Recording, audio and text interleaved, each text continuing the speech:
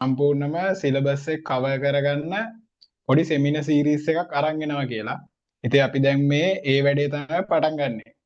එතකොට මේ සෙමිනාර් සෙට් එකෙන් ඔයාලට මුළු සිලබස් එකම කවර් ගන්නවා.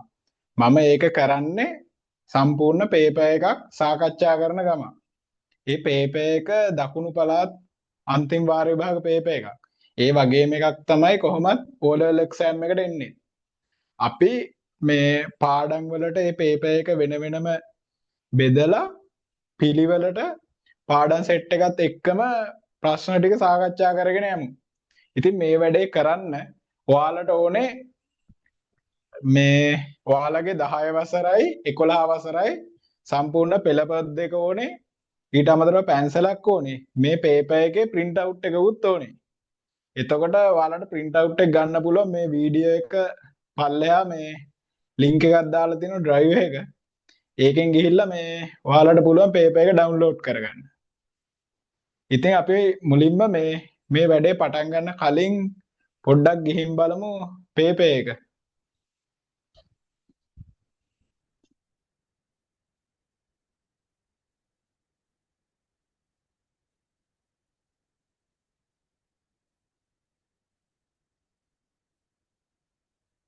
මේ තියෙන්නේ මේ පේපර් එක.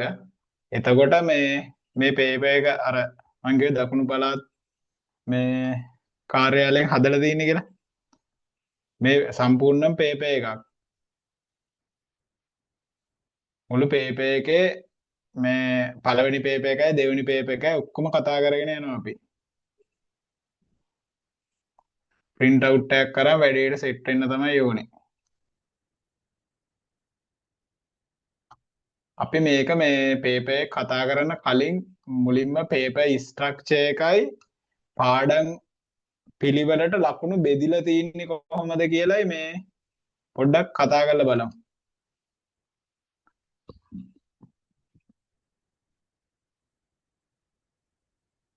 මේ පේපර් එකේ ස්ට්‍රක්චර් එක නම් ඔයාලා මේ වෙනකොට දන්නවත් ඇති.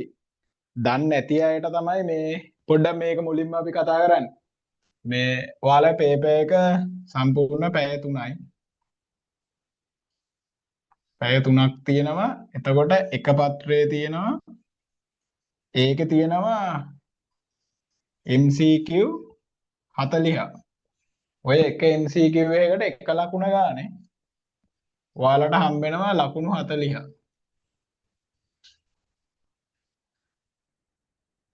ඊළඟට දෙවෙනි පේපර් එක ඕකේ ප්‍රශ්න අපිට 7ක් හම්බ වෙනවා. ඒ ප්‍රශ්න 7න් පළවෙනි ප්‍රශ්නේ අනිවාර්යයි.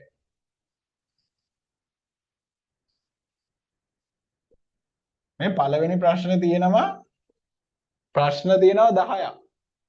එක ප්‍රශ්නයකට ලකුණු දෙකක් හම්බ වෙනවා. ප්‍රශ්න තියෙනවා 10ක්. එකකට ලකුණු දෙක ගානේ හම්බ වෙනවා ලකුණු 20ක්.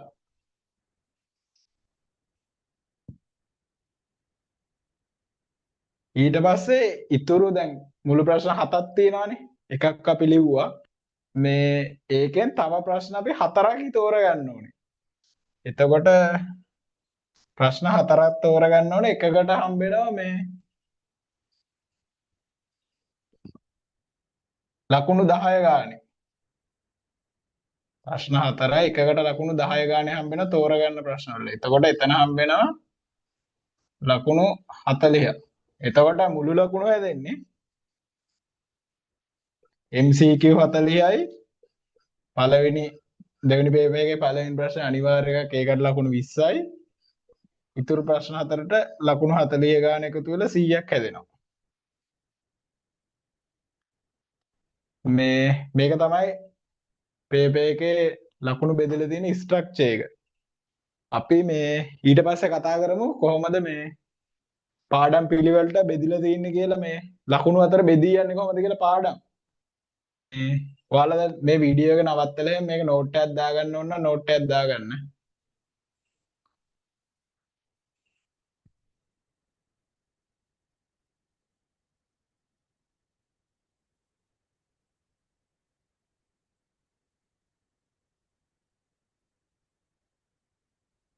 මේ ඔයාලගේ දැන් සම්පූර්ණ පාඩම් තියෙනවානේ 15. ඔය පාඩම් 15න් පාඩම් 3කින් තමයි සම්පූර්ණ ලකුණු 50ක් විතර පේපර් එකට එන්නේ. මේ ඩේටාබේස් උයි SQL උයි Pascal උයි කියන පාඩම් තුන තමයි වැදගත්ම පාඩම් තුන. මම පොඩ්ඩක් පාඩම් ටික ලියාගෙන ගියොත් පළවෙනි පාඩම ඇවිල්ලා සාමාන්‍යයෙන් ICT ගැන හැඳින්වීමනේ තියෙන්නේ. දෙක ඇවිල්ලා පරිගණක හැඳින්වීමනේ. ඊට පස්සේ තුන්වෙනි පාඩම දත්ත නිරූපණය. ඔකට නම්බර් සිස්ටම් කියලාත් කියනවා.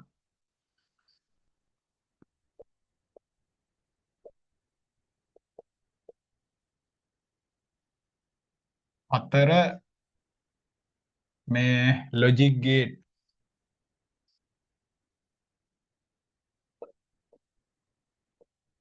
සර්කිට් අඳින ඒවා එහෙම තින් මේ NOR not මේ द्वाරගෙන. පහ ඇවිල්ලා ඔපරේටින් සිස්ටම්.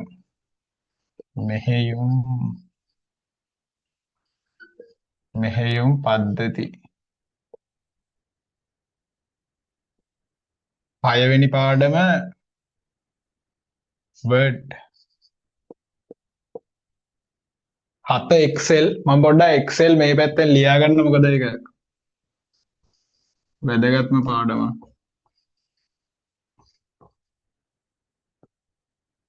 7 එක්සෙල් 8 ඩේටාබේස් 8ත් ඒ වගේමයි.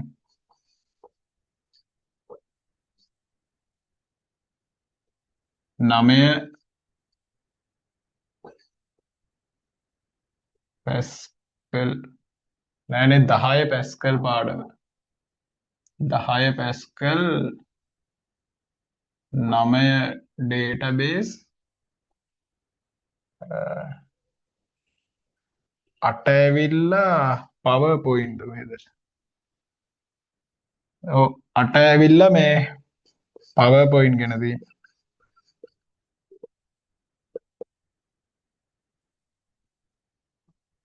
7 8 9 10 11 තොරතුරු පද්ධති.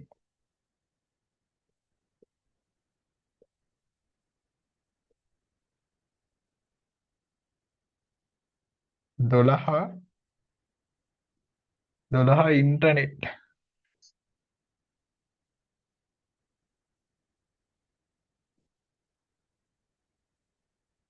13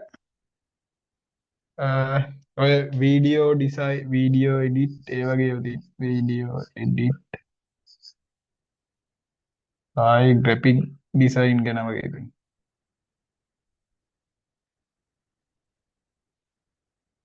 ඊට පස්සේ 14 වෙබ් ඩෙවලොප්මන්ට්. 14 web development.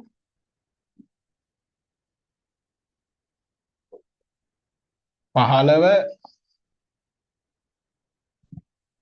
එන්නේ සමාජයත් එක්ක ICT කොහොමද මේ බද්ධ වෙලා තියෙන්නේ කියලා. එතකොට ওই ටික තමයි පාඩම් සෙට් එක. මේකෙදි අපිට මේ සාමාන්‍යයෙන් මම කලින් මේ පහුගිය පේපර්ස් ටික ඇනලයිස් කරලා බැලුවාම වැඩිපුරම ලකුණු හම්බෙලා තින්නේ පැස්කල් වලට. ලකුණු 20ක් වගේ තියෙනවා. ඊට පස්සේ ඩේටාබේස් පාඩමට මේකට ලකුණු 15ක් වගේ තියෙනවා. මේකට ලකුණු 13ක් වගේ තියෙනවා. දැන් මේ ඉතුරු පාඩම් ටික තියෙනවානේ. මේ පාඩම් වල ඒ කියන්නේ ඔතන ලකුණු වැඩි වෙන්නෙම දෙවෙනි පේපර් එකේ තියෙනවනේ මේ පළවෙනි ප්‍රශ්නේ හැරුණාම ප්‍රශ්න 6ක්. ඒ 6න් 3ක් අනිවාර්යයෙන්ම මේ පාඩම් තුනෙන් දානවා. ඉතුරු ප්‍රශ්න 3 මේ පාඩම් අතර බෙදිලා ගිහිල්ලා මොන පාඩමේ වේද කියලා අපිට කියන්න බෑ. හැබැයි මේ තව ගෙස් එකක් තියෙන. ඒ කියන්නේ එක ප්‍රශ්නයක් මේ පළවෙනි පාඩමයි 15 වෙනි පාඩමයි එකට එකතු කරලා වගේ මේ හදපු ප්‍රශ්නයක් තියෙනවා. එතකොට මේ දැන් මේ දෙකෙන් පොඩ්ඩක් හිතලා ලියන්නත් පුළුවන්. මේ පාඩම් දෙක කියෙව්වත් තේරෙන ඕන කෙනෙක්ට. මේ ඒ හැරෙන්න එතකොට තව පාඩම් තුනෙන් එකක් මේකට ගියාම තව පාඩම් දෙකයිනේ. මේ අතර බෙදිලා යනවා. කොහොම බෙදිලා යයිද කියලා මේ හරියටම කියන්න බෑ. දැන් හිතන්නකෝ දැන් ලොජික් ගේට් වලට වැටුණා කියලා. එහෙම වැටුණොත් එහෙම ඒ පාඩමෙන් එන ලකුණු ප්‍රමාණය ලකුණු 10ට වැඩිනේ. ඇයි තෝරගන්න ප්‍රශ්නයක් ගෙලින්ම ලකුණු 10යි. ආයි MCQ අතර පාඩමේ ප්‍රශ්න අහලා තිනවා. ආයි දෙවෙනි පේපර් එකේ පළවෙනි ප්‍රශ්නෙත් අහලා තිනවා. එතකොට ඕක අර මේ හරියටම ඇනලයිස් කරගන්න බෑ. හැබැයි සාමාන්‍ය මධ්‍යයන විදිහට ගත්තොත් එක පාඩමකින් ලකුණු 6ක් වගේ 6ක විතර වැදගත්කමක් තියෙනවා අනිත් පාඩම් වල. මේක වෙනස් වෙනවා දැන්. හිතන්නකෝ මේ වර්ඩ් වලින් ආව කියලා ප්‍රශ්නයක්. එතකොට දැන් මම මෙතන 6යි කිව්වට වර්ඩ් වලින් ප්‍රශ්නයක් ආවොත් ඒකෙන් කෙලින්ම ලකුණු 14ක් 15ක් එතකොට ඇවිල්ලා. හැබැයි තව පාඩමකින් දෙන්න පුළුවන් ප්‍රමාණය අඩු වෙනවා. එතකොට මේක දැන් ලොජික් ගේට් වලින් 6ක් නෙවෙයි එතකොට 2ක් 3ක් වගේ වෙනවා. ඉතින් මේ දැන් අර එහෙම ඇනලයිස් කරලා ගන්න ඕනෙත් නෑ. ඔයාලට මාස 3ක් විතර තියෙනවානේ. වෙලාව තියෙන හින්දා මේ මුළු සිලබස් එකම බලා ගන්න කොහොමත් පුළුවන්. වැඩිම ප්‍රයොරිටි එකක් දෙන්න ඕනේ මෙන්න මේ පාඩම් තුනට. Excel, database, Pascal.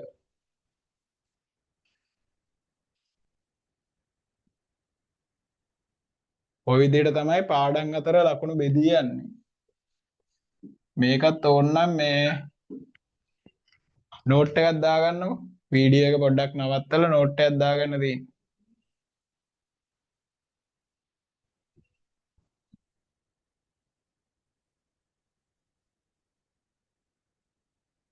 අපි මේ දැන් යමු මේ පාඩම් වලට මේ පේපර් එකේ ප්‍රශ්න කොහොමද බෙදිලා තියෙන්නේ කියලා මුලින්ම මේ කතා කරන්න.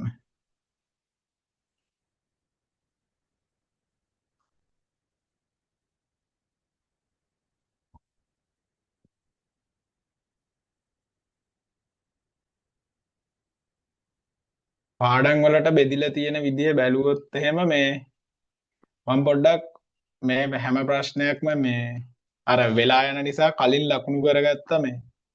ඔයාලත් එක්ක කියවලම ප්‍රශ්නේ මොන පාඩමෙන්ද අහන්නලා තින්නේ කියලා බැලුවොත් එහෙම අපිට යන වෙලාව වැඩි. ඒක නිසා මේ මම මේ පේපර් එකේ ලකුණු කරන් යනවා මේ පාඩම් මොන ප්‍රශ්න වලින්ද අහලා තින්නේ කියලා. ඔයත් පේපර් එකේ print out එකක් අරන් තියෙන්නේ. මේ පේපර් එකේ ලකුණු කරගන්න ඊට පස්සේ අපි මේ පාඩමයි ඒකට අදාළ ප්‍රශ්න ටිකයි කතා කරනවා. මේ පළවෙනි ප්‍රශ්නය අහලා තින්නේ පළවෙනි පාඩමෙන්ම. ඒ කියන්නේ අර introduction ICT. ඊට පස්සේ දෙවෙනි ප්‍රශ්නය අහලා තින්නේ පළවෙනි පාඩමෙන්. තුන්වෙනි ප්‍රශ්නය අහලා තින්නේ දෙවෙනි පාඩමෙන්.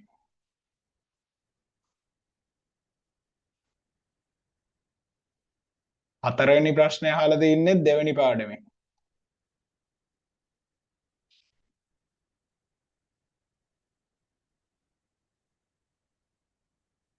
පහත් දෙක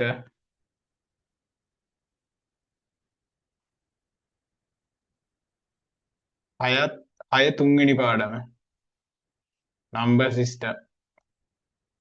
හතත් තුන අටත් තුන අහලා තින්නේ.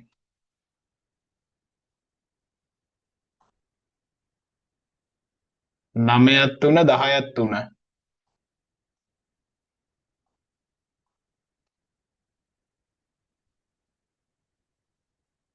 එකොළොස්වෙනි පාඩම අහලා තින්නේ හතරවෙනි පාඩමෙන්. නෑ 11වෙනි ප්‍රශ්නේ අහලා තින්නේ හතරවෙනි පාඩමෙන්. 12 අහලා තින්නේ words නේ 6. 12 6. ඔයාලා මේ විදිහට ලකුණු කරන් යන්න. ඊට පස්සේ අපි වැඩේ කරන් යනකොට ඔයාලට තේරෙයි මොකද්ද මේ කරේ කියලා. 13 වෙනි මේ ප්‍රශ්නේ අහලා තින්නේ 6 වෙනි පාඩමේ.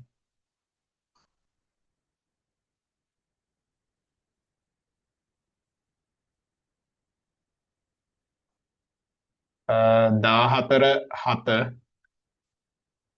15 7 16ත්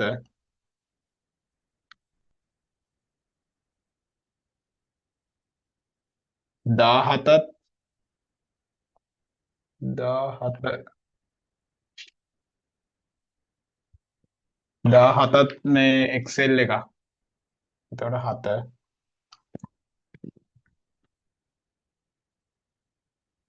18 අහලා දෙන්නේ පස්වෙනි පාඩමෙන්.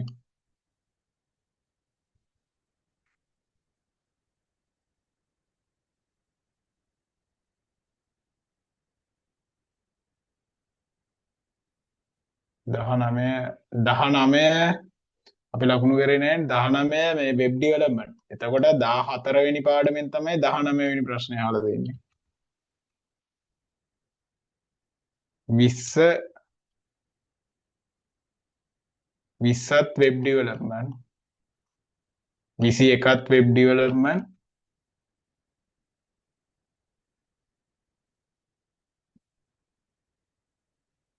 ඊට පස්සේ 22 22ත් 14 වෙනි පාඩමයි.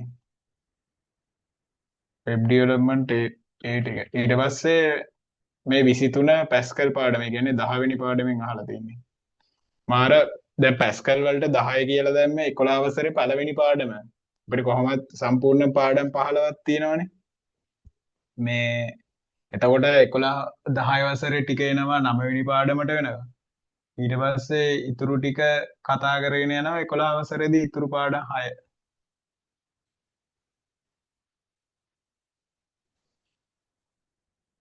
මේ 24ත් පැස්කල්.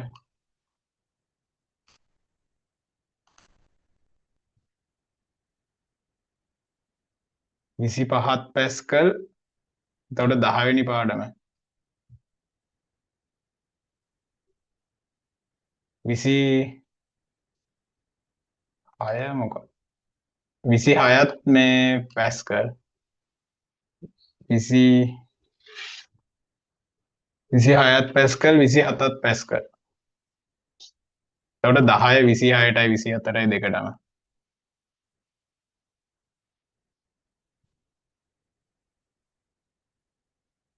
28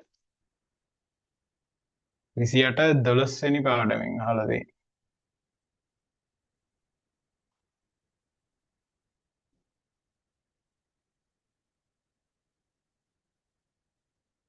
අ 29 15 වෙනි පාඩමෙන් අහලා තියෙන්නේ. 30 අහලා තියෙන්නේ 12 වෙනි පාඩමේ.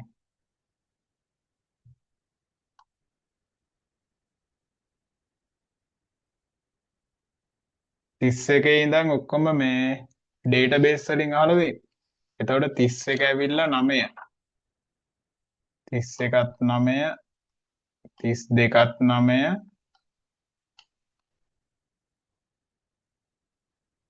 33ත් 9 34ත් 9 තියෙන්නේ. 33ත් 9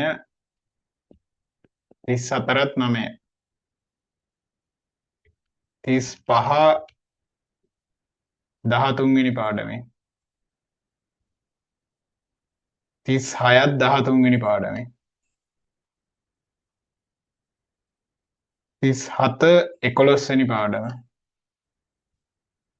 38 ඒත් 11 වෙනි පාඩම.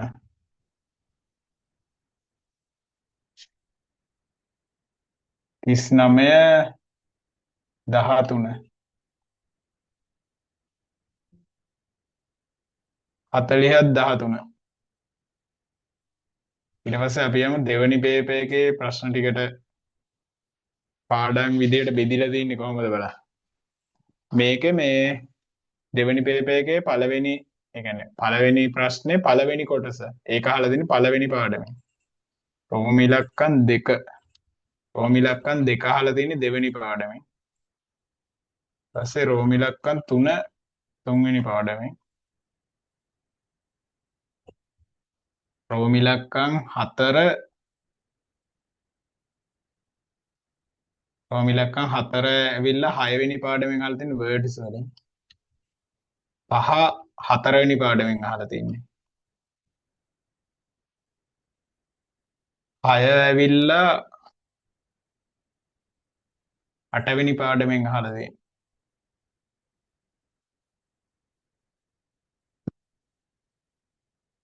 PowerPoint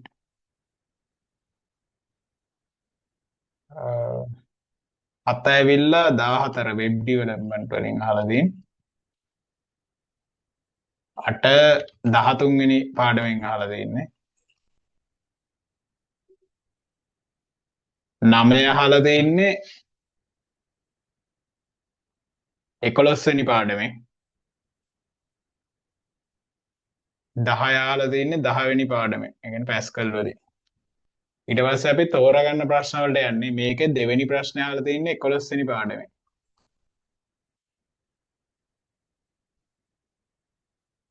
ඊට පස්සේ තුන්වෙනි ප්‍රශ්නේ අහලා තින්නේ 15 වෙනි පාඩමෙන්. ඊපස්සේ ආයි තෝරාගන්න ප්‍රශ්නවල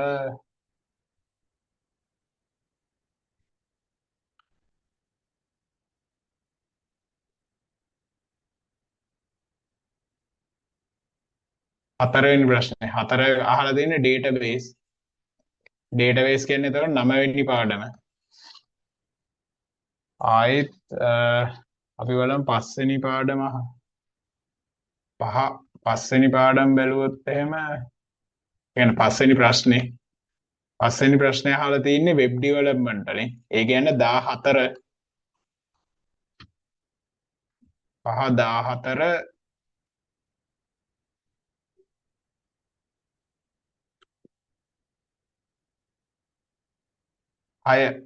6 වෙනි ප්‍රශ්නේ අහලා තින්නේ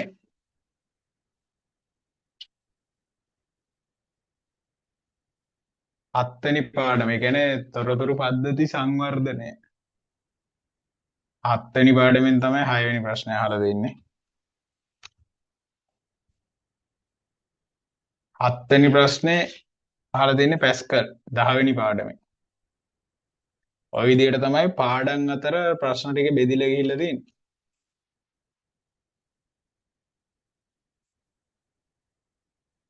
මේ දැන් අර මං කිව්ව එක ඔයාලා පොඩ්ඩක් බලන්නකො මේකේ මේ දැන් මං කියවන අනිවාර්යෙන් එනවා කියලා තෝරගන්න ප්‍රශ්න ටික. එතකොට මේ ප්‍රශ්න ටික ඇවිල්ලා තින්නේ දැන් Excel ඇවිල්ලා තින්නේ මේකේ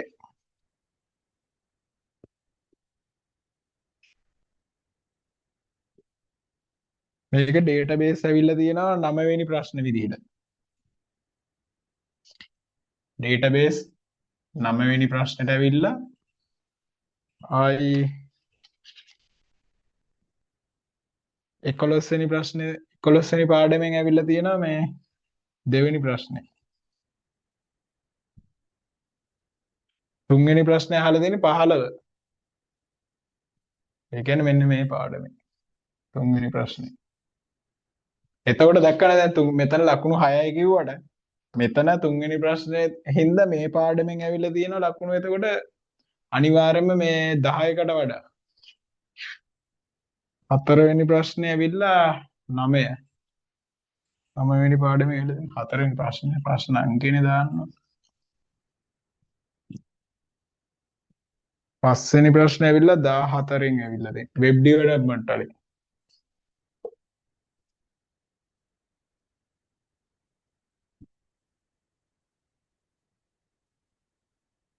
6 ඇවිල්ලා තියෙන්නේ Excel වලින්.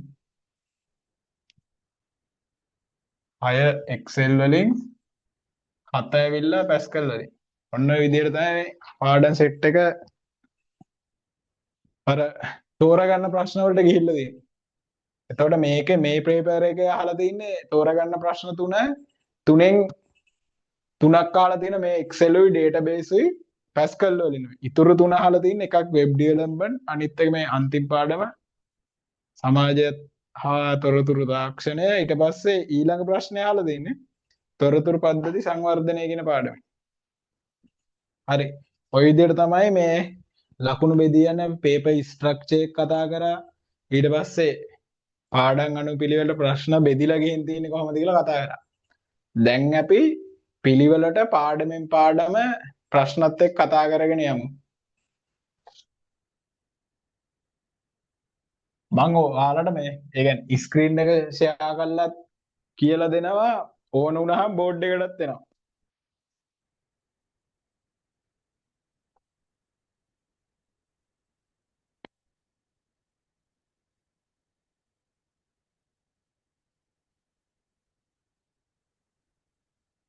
අපි බලමුකෝ මුලින් පළවෙනි ප්‍රශ්නේ.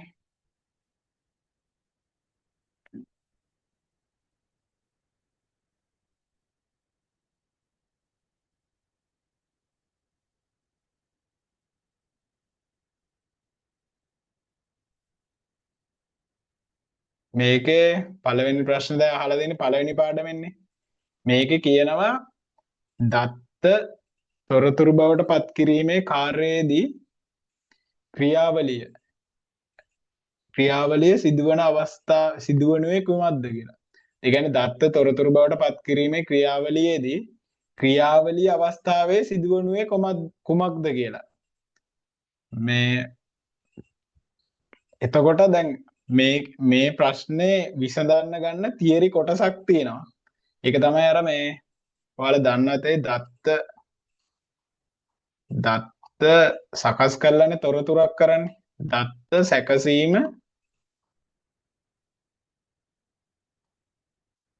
තොරතුරු. කොහොමනේ තියෙන්නේ? මේක මේ ඔයාලගේ පෙළ පොතේ තියෙන තැනක් නන්න.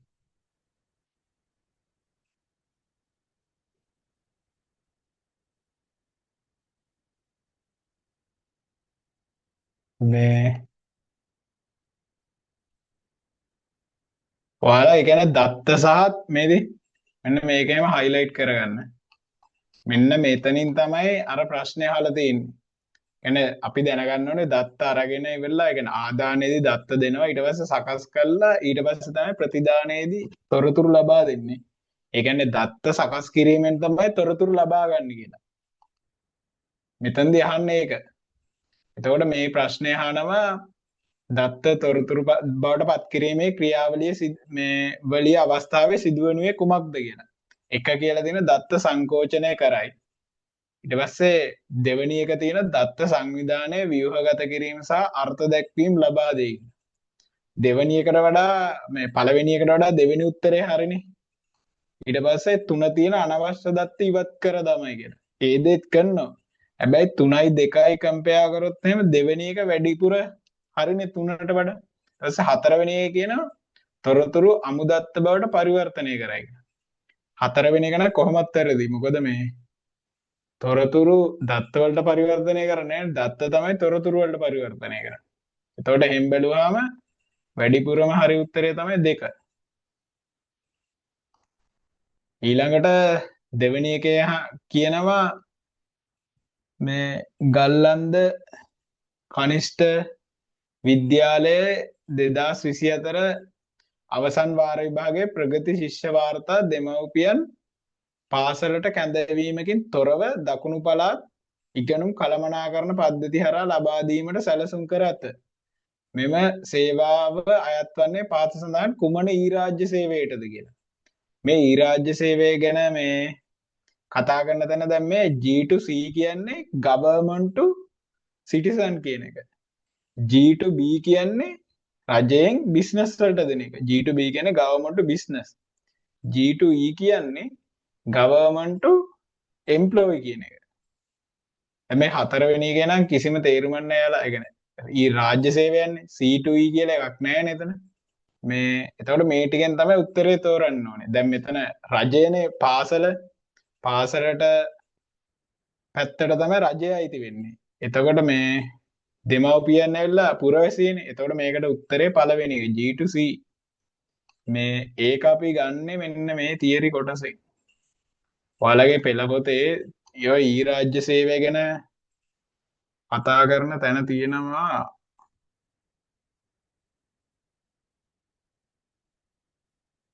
සම්පාමේදී මෙන්න මෙතන මේ දෙන් ඊ රාජ්‍ය සේවය කියන්නේ ඒ කියන්නේ ඔයාලට මේ පළවෙනි පාඩම් දෙවෙනි පාඩම් එහෙම නිකන් කියවගෙන ගියත් තේරෙනවා. මේ අර තේරෙන්නේ නැති පාඩම් විදිහට තියෙන 3 4 ඊට පස්සේ පැස්කල් ඊළඟට එක්සෙල් ඩේටාබේස් වගේ පාඩම් තමයි තනියම ගොඩ දාගන්න අමාරු. මේ මෙතනත් highlight එකක් දාගන්න මේ ගොඩක් මේකේම ගොඩක් papers වල අහලා තියෙනවා.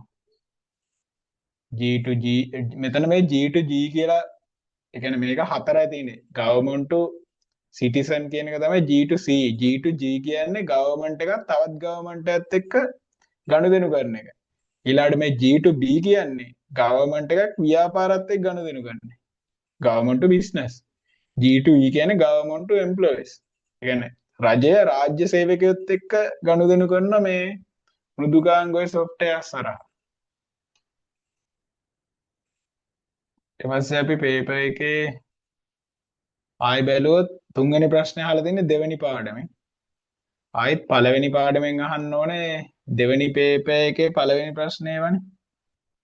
අපි දෙවෙනි පේපර් එකට යමුකෝ. දෙවෙනි පේපර් එකේ මෙන්න මේ පළවෙනි ප්‍රශ්නේ පළවෙනි කොටස අහලා තියෙන පළවෙනි පාඩමේ. ආයතනයක සේවකයන්ගේ පැමිණීම හා පිටවීම සටහන් කිරීම පරිගණක පද්ධතියකට සම්බන්ධ කර ඇති ඇඟිලි සලකුණු යන්ත්‍රයක් භාවිතයෙන් සිදු කරයි. එතකොට මෙම පද්ධතිය මගින් මාසිකව පැමිණීමේ වාර්තාව ජනනය කරනවා. මෙම තොරතුරු පද්ධතියේ එක් ආදානයක් හා ප්‍රතිදානයක් සඳහා උදාහරණ ලියා දක්වන්න. එතකොට මේ ෆින්ගර්ප්‍රින්ට් ගන්න මේ මැෂින් එකක් තියෙන එකෙන් ඒකේ ආදානයි ප්‍රතිදානයි ලියලා දක්වන්න තියෙන්නේ. මේක අර හිතලා ලියන්නත් පුළුවන්. එහෙම නැත්නම් අර තියරි කොටස් විදියට අර ආදානය සැකසීම ප්‍රතිදානය ඒකයි මේවට උදාහරණක් තියෙන මේ ඔයාලගේ පොතේම මේ දාලා. එතකොට දැන් මෙතන ආදානයක් විදියට අපිට ගන්න පුළුවන් නේ ඇඟිලි සලකුණු තැබීම. ඇඟිලි සලකුණු කියන්නේ ආදානයනේ. ඒතර ප්‍රතිදාන විදියට ගන්න පුළුවන් පැමිණීමේ වෙලාව සටහන් කර ගැනීම ඊට පස්සේ මොකද්ද පිටවීමේ වෙලාව සටහන් කර ගැනීම පැමිණීමේ වාර්තාව ලබා දීම ඔය වගේ ඔයාලට හිතන මේ ගැළපෙන කැමැති එකක් ලියන්න පුළුවන් ප්‍රතිදානයට. පැමිණීම ඒ කියන්නේ පැමිණි වේලාව පිට වූ වේලාව එහෙම නැත්නම් මාසිකව පැමිණි වාර්තාව ඔය වගේ කැමැති එකක්. ඒකට පළවෙනි පාඩමට තිබ්බ ප්‍රශ්න ටික නම් ඉවරයි. අපි පොඩ්ඩක් පළවෙනි පාඩමේ මොන වගේ ඒරියාස් වලින්ද සාමාන්‍යයෙන් ප්‍රශ්න අහලා තින්නේ කියන එක පොඩ්ඩක් බලන්න යමු මේ.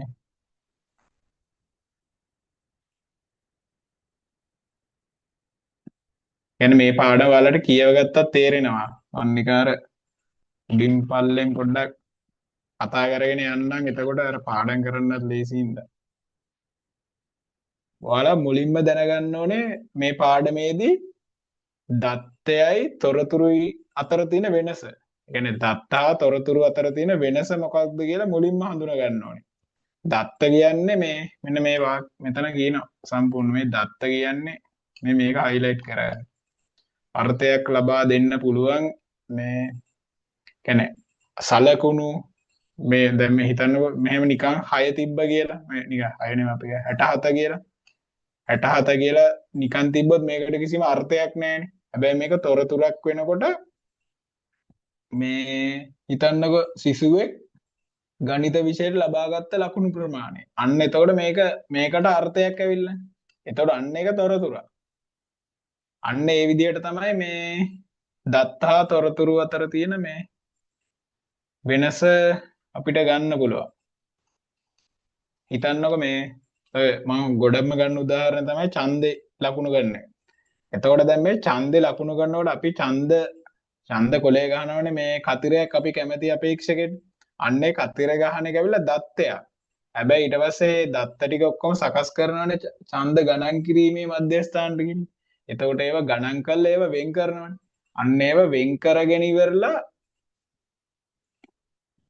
අන්තිමට තොරතුරක් ගන්නවනේ. මේ ඒ කියන්නේ මේ පළාතෙන් මේ අපේක්ෂකය වැඩිපුර ඡන්දරා. මේ පළාතෙන් මේ අපේක්ෂකය. එහෙම අරගෙන අන්තිමට තෝරනනේ කවුද ජනාධිපති කියලා. ඒක තමයි අන්තිම තොරතුර වෙන්නේ. දැන් එතකොට දත්ත වලින් සකස් කරලා තොරතුරක් ගත්තා. ඔන්න ඕක තමයි අතර තියෙන වෙනස. ඒ වෙනස දැනගන්න ඕනේ මේ ටික එහෙම කියවන්න. මහලුකු වෙලාවක් යන්නෙත් නැහැනේ. ඊට පස්සේ මෙන්න මේක වැදගත්. ආදානයේ සැකසීම ප්‍රතිදානය.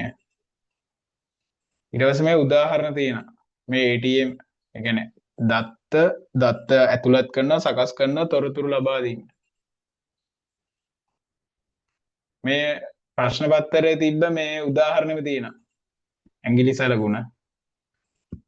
ඊට පස්සේ පිට වූ වේලාව ඒ ටික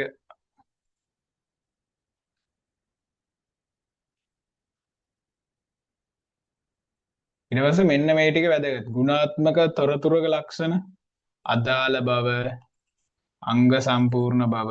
මේ ටික කියව ගත්තාම තේරෙනවා. පොඩි හයිලයිට් එකක් දාගන්න මේ ටික ටිකක් වැදගත්. ඊළඟට මේ ඊරාජ්‍ය සංකල්පය අපි ඒක ගැන කතා කරා.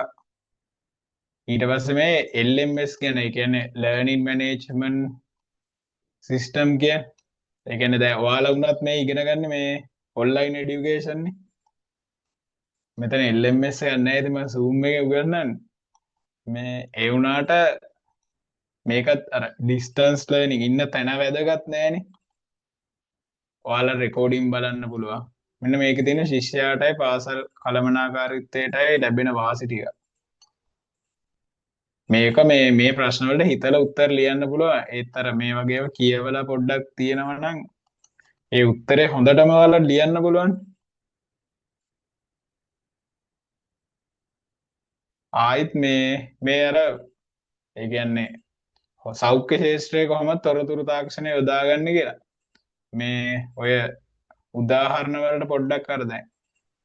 ඒ කියන්නේ දැන් CTA ස්කෑන් එකක් කිව්වොත් මොකක්ද වෙන්නේ? ඒ කියන්නේ ඒක අර අපිව ඇතුළේ මැෂින් එකක් ඇතුළට යවනවා කියලා නේ රූපෙත් එක්ක පොඩ්ඩක් මතක තියෙනවා හොඳයි. සාමාන්‍ය MCQ එකකට වගේ තමයි එන්න පුළුවන්. ගොඩක් වෙලාවට හැබැයි මේ වගේ ප්‍රශ්න මේ A level ICT වල නම් මේ වගේ MCQ මට හම්බෙලා තියෙනවා. මේ ඒ ටික පුළුවන් නම් හොඳයි. මෙන්න මේක දුරස්ථ සෞඛ්‍ය රැකවරණය කියන්නේ. ඒ කියන්නේ දුරස්ථ සෞඛ්‍ය රැකවරණය කියන්නේ මොකක්ද? ඒකෙන් මේ ඒ කියන්නේ හිතන්නකෝ එක ડોක්ටර් කෙනෙකුගේ ස්පෙෂල් ડોක්ටර් කෙනෙක් ඉන්නවා. එතකොට අර මොකක් හරි දන්නේ නැත්තම් මේ මොකක් හරි ඔන්ලයින් මීටින් එකක් කරා හරි අනිත් ડોක්ටර්ෙන් එහෙම අහගන්න පුළුවන්. ඊට පස්සේ නර්ස් කෙනෙක්ට පුළුවන් ડોක්ටර් කෙනෙක්ගෙන් අහලා අදිසි ප්‍රතිකාරයක් කරන්න. ඊට පස්සේ දැන් ඔය channelling වලින් අපිට පුළුවන් ડોක්ටර් කෙනෙක්ව ගෙදර ඉඳන් හම්බෙන්න. අන්න ඒ වගේ දේවල් තියෙනවා. ඊට පස්සේ මේ කෘෂිකර්මාන්තේ මේ වගේ දේවල් ඇහුවත් හිතලා ලියන්න බලන ඩ්‍රෝන වලින් මේ පොහොර බෙහෙත් ඔය ඉන්න පුළුවන්. ඔන්න ඔය වගේ දේවල් තියෙනවා. ඔය ටික තමයි පළවෙනි පාඩමට අදාළව තියෙන කරුණු ටික.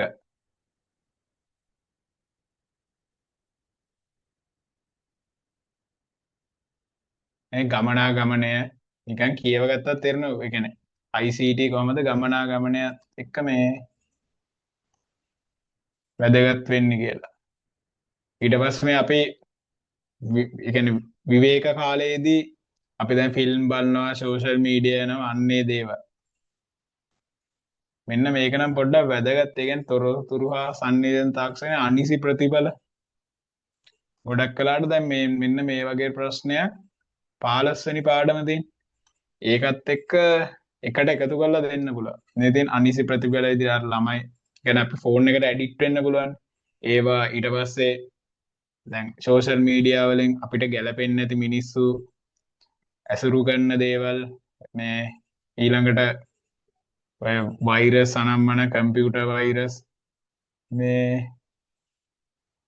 ඊට පස්සේ ඔය එකිනෙක එක් කට්ටියක වීඩියෝ ලීක් වෙන ඒවා අනම්මන ඕවා ගැන තමයි මෙතන තියෙන්නේ. සොෆ්ට්වෙයාර් හොරකම් කරන ඒවා හිතලා ලියන්න පුළුවන්. එනකොට මේ ටික පොඩ්ඩක් කියව ගන්න. ඊට පස්සේ මෙන්න පරිගණකයේ පරිණාමය. මේක පොඩ්ඩක් මම කරන්නන්නේ ඕන ටික පොඩ්ඩක් දාන්නම් බෝඩ් එකේ.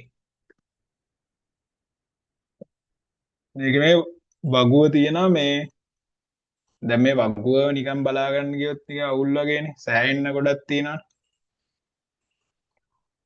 ඒක නම් පාඩම් කරන අත්‍යවශ්‍යම ටික අපි කතා කරමු.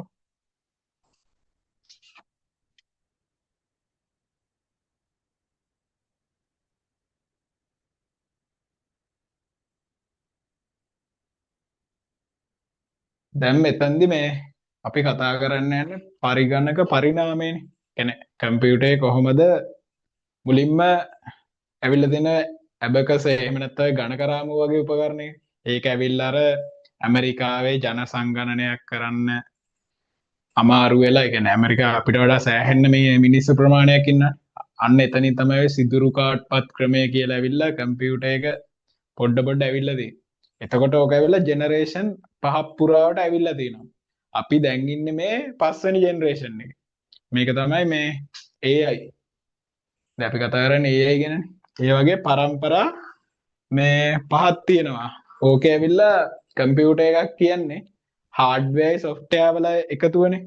එතකොට මේක දැන් පරිණාමය වෙන්න ඕනේ හાર્ඩ්වෙයාර් එක පැත්තකින් දියුණු වෙනවා, අනිත් පැත්තෙන් සොෆ්ට්වෙයාර් දියුණු වෙගෙන යනවා. ওই දෙකනේ වෙන්නේ. එතකොට මම ලියන්නම් වෙන්නේ පරම්පරාව. පළවෙනි නෝට් එකක් දාගන්න. ඒ කියන්නේ වෙලාව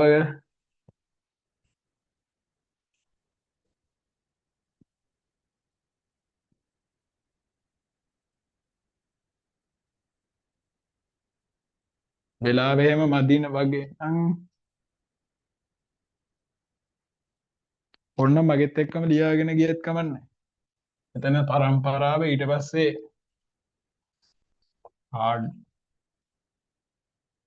හાર્ඩ්වෙයාර් කොටස ආයි සොෆ්ට්වෙයාර් කොටස නෙවෙයි. හાર્ඩ්වෙයාර් සොෆ්ට්වෙයාර් මුලින්ම තියෙනවා පළවෙනි පරම්පරාව. පළවෙනි පරම්පරාවේ මුලින්ම තියෙන්නේ මේ රික්තක නල.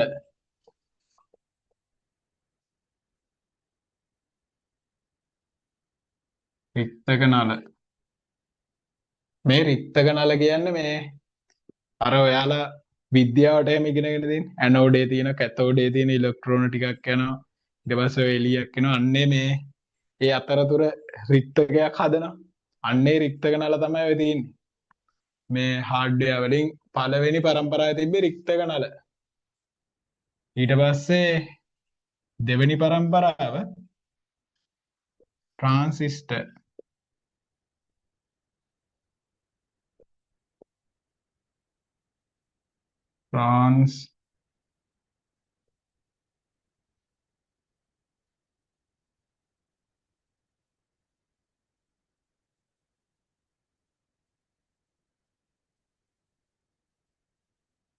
ට්‍රාන්සිස්ටර්.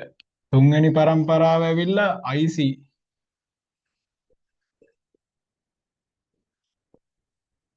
ඉන්ටර්ග්‍රේටඩ් සර්කිට්. ඒ කියන්නේ අනුකලිත පරිපථ කියලා නැත්තම් කිය.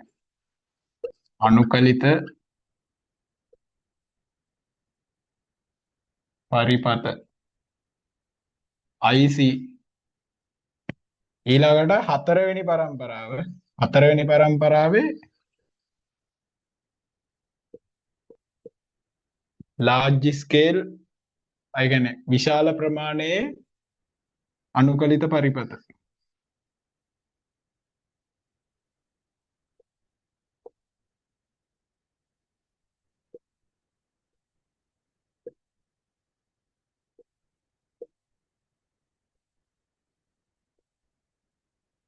විශාල ප්‍රමාණයේ අනුකලිත පරිපථ මේ කියන්නේ large scale integrated circuit කියන එක වෙදී.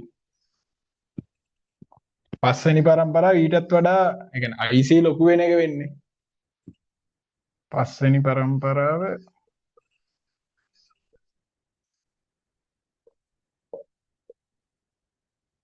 පස්වෙනි පරම්පරාවේ අධික ප්‍රමාණයේ අනුකලිත පරිපථ, එහෙම නැත්නම් අතිවිශාල ප්‍රමාණයේ අනුකලිත පරිපථ.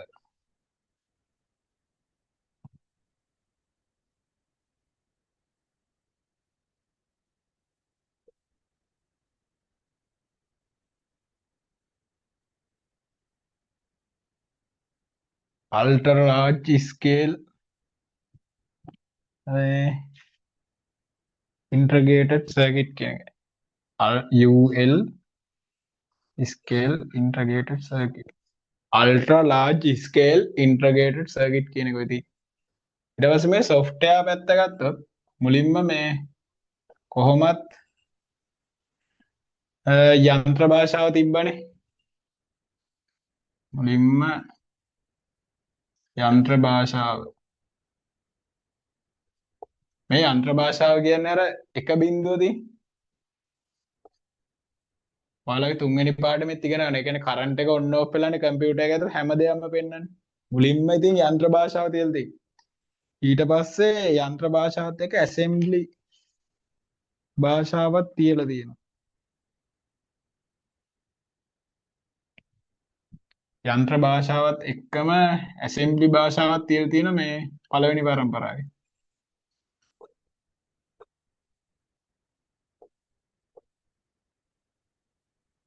ඊට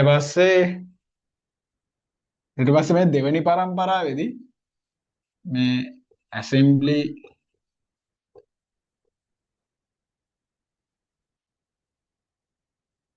ඇසෙම්බලි භාෂාවත් එක්කම පරිගණක භාෂා. ඒ කියන්නේ මේ අපි ඔය ඉගෙන ගන්නේ පරිගණක භාෂා. පැස්කල් ඊට පස්සේ Python ඔය වගේ කියන්නේ Python වගේ උසස්ම භාෂා තියෙන්නේ නැතුව ඇති. පස්සේ ඒවා හැදෙන්නේ නැති මේ ඒ භාෂා ඒ කියන්නේ පරිගණක භාෂා තියලා තියෙනවා දෙවෙනි පරම්පරාවේදී.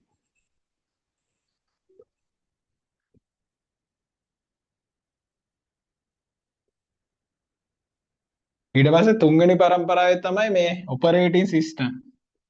කියන්නේ එහෙම නැත්නම් මේ මෙහෙයුම් පද්ධති.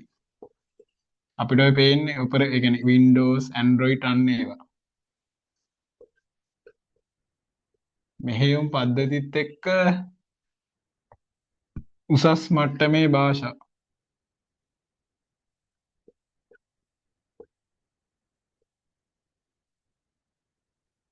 ඊට පස්සේ හතරවෙනි පරම්පරාවේ GUI graphical user interface කියන්නේ චිත්‍රක අතුරු මුහුණ GUI කියන්නේ මේ දැන් අර මුලින්ම ආපු කම්පියුටර්ස් අපිට ඔය මැසේජ් කරන ඒ කියන්නේ ඔය වගේ පින්තූර පෙන්නලා නැහැ. අර කෝඩ් වල නිකන් අකුරු ටිකක් වැටෙන්නේ. අන්න ඒ වගේ කෝඩ් කරලා තමයි අපි මොන හරි දෙයක් කරගන්න ඕනකම තිබ්බේ. ඊට පස්සේ තමයි ඔය දැන් ඔය අපිට රූප විදිහට පේන්නේ මවුස් එක ක්ලික් කරලා අපි එක තැන ක්ලික් කරලානේ වැඩක් කරගන්නේ. අන්න ඒක තමයි GUI මේ ඒ වලින් ඇවිල්ලා දෙන්නේ. චිත්‍රක අතුරු මුහුණක්. ඊට පස්සේ පස්වෙනි පරම්පරාවේ AI ආටිෆිෂල් ඉන්ටෙලිජන්ස් කෘත්‍රිම බුද්ධිය. අපි මේ ඉන්නේ පස්වෙනි පරම්පරාවේ පරිගණකේ. ওই ටික තමයි පරම්පරා ටිකයි ඔතන වැදගත්ම ටික මතක තියාගන්න. මේක නෝට් එකක් දාගන්න. නෝට් එකක් දාගත්තට පස්සේ අපි යමු මේ දෙවෙනි පාඩමට.